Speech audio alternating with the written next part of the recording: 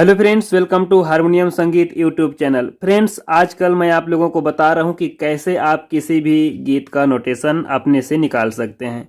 इसमें देखिए कई लेवल्स होते हैं और उन सारे लेवल्स को आपको फॉलो करना पड़ता है। छोटी छोटी बातों को ध्यान रखना पड़ता है और इजीली आप कोई भी गाने का नोटेशन आराम से अपने से निकाल सकते हो।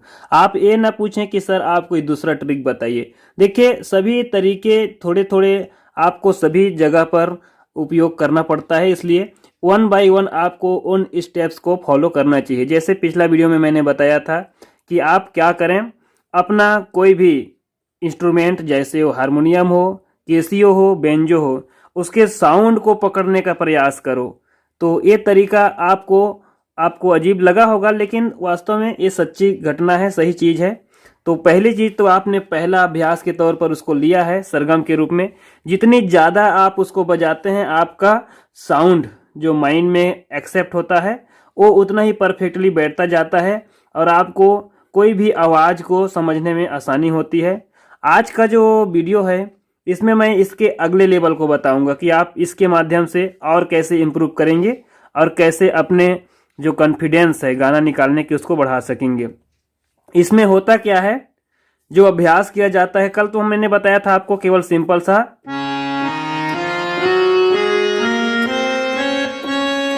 सरगम करने के लिए, है ना। तो इसमें सभी रीड का जो एक एक साउंड है वो आपको बार बार सुनाई देता है, तो उस रीड के बारे में आपको साउंड पता चल जाता है कि ये इस रीड का साउंड हो सकता है। जैसे मान लीजिए मेरे मुख से ये साउंड निकल रहा है। अब इसको मैं पता कर सकता हूं कि कौन सी रीड से आ रहा है। ठीक है, जैसे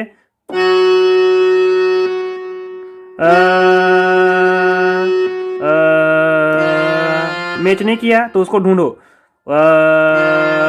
इसमें नहीं है, इसमें भी नहीं है, ये दो काली से आ रहा है। आपको साउंड को पकड़ने का प्रयास करना है। जैसे मान लीजिए अगला साउंड देखते हैं,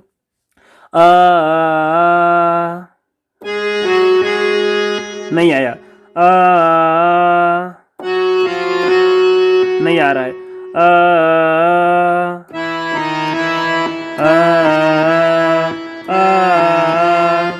आपको खोजना है उस साउंड को कि आपका जो साउंड है कहाँ पर मैच कर रहा है। तो अभी अब एक बार और देख लेते हैं।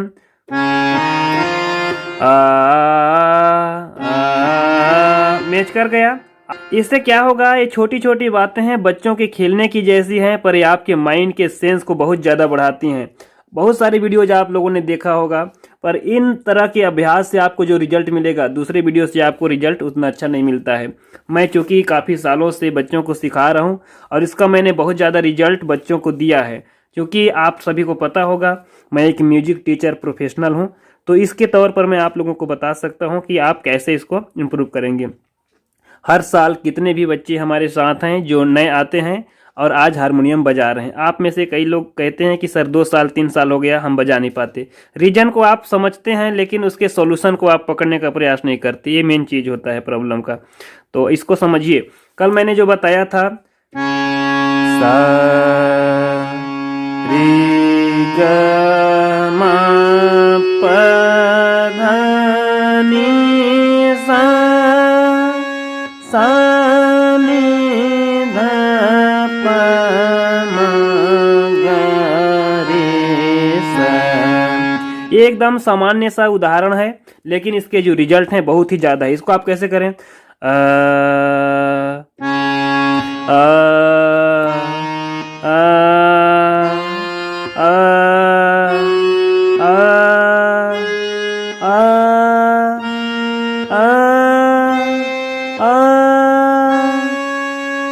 जब ऐसा प्रैक्टिस करते हैं, सेम इसी चीज तो आपके कार्यक्रम में होता है। जो सामने वाला गायक होता है आपको साउंड प्रोड्यूस कराता है, आप उसके पीछे बैकग्राउंड लगाते हो।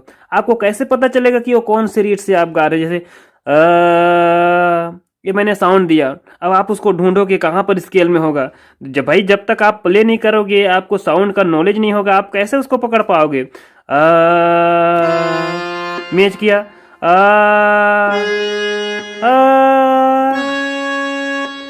तब न पकड़ आएगा। तो आप इस चीज को समझो, आप उसको नॉर्मली मत लीजिए। आप में से बहुत सारे साथी कमेंट्स कर रहे हैं कि सर इसको छोड़ करके दूसरा तरीका बताइए। आप मेरे साथ चलने का प्रयास तो करो, देखो कि आप मैं कैसे आप लोगों को इजीली आपको कैसे बजाना सिखा देता हूँ, लेकिन उस चीज को आप करो तो सही। चलिए मिलते हैं किसी अन्य वीडियो में।